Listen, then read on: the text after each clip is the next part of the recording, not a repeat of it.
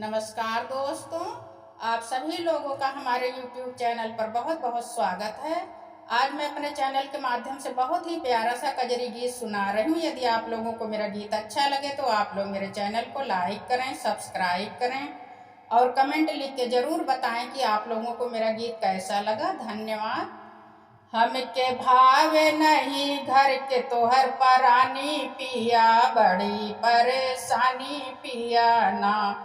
हमके भावे नहीं घर के तोहर परानी पिया, बड़ी परेशानी पिया ना।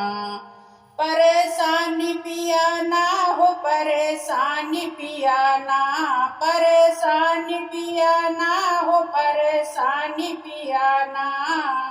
हमके भावे नहीं घर के तोहर परानी पिया, बड़ी परेशानी पिया ना।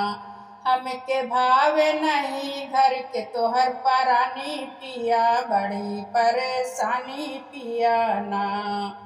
तोहरी बहिनी हमारी नंदा करती नहीं काम धंधा, करती नहीं काम धंधा, करती नहीं काम धंधा। तोहरी बहिनी हमारी नंदा करती नहीं काम धंधा। इनका भेज द ससुराल भरई पानी पिया, बड़ी परेशानी पिया ना।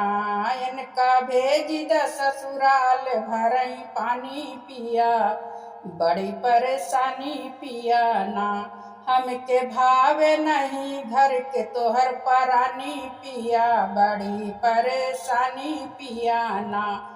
हमके भावे नहीं घर के तोहर परानी पिया, बड़ी परेशानी पिया ना।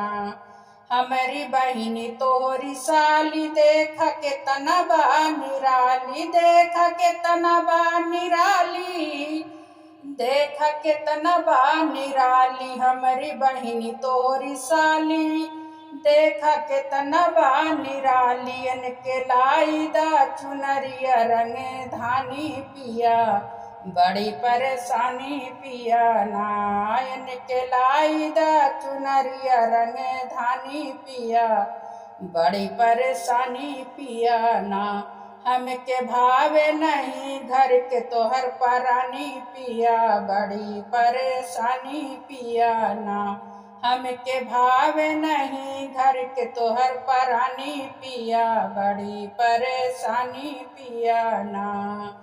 तोहरी अम्मा हमारी सासु मारै तान बहयासु, मारै तान बहयासु, मारै तान बहयासु। तोहरी अम्मा हमारी सासु मारै तान बहयासु। इनकर नाही चली अबे मने मानी पिया, बड़ी परेशानी पिया ना। इनकर नाही चली अबे मने मानी पिया, बड़ी परेशानी पिया ना। हमके भावे नहीं घर के तोहर परानी पिया, बड़ी परेशानी पिया ना।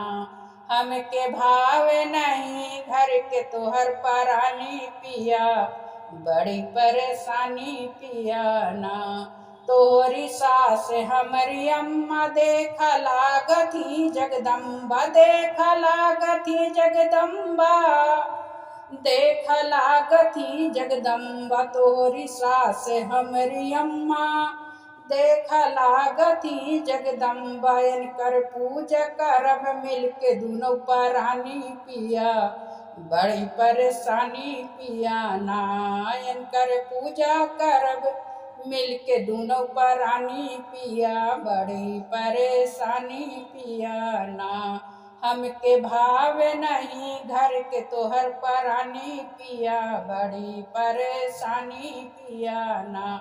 हमके भावे नहीं घर के तोहर परानी पिया, बड़ी परेशानी पिया ना।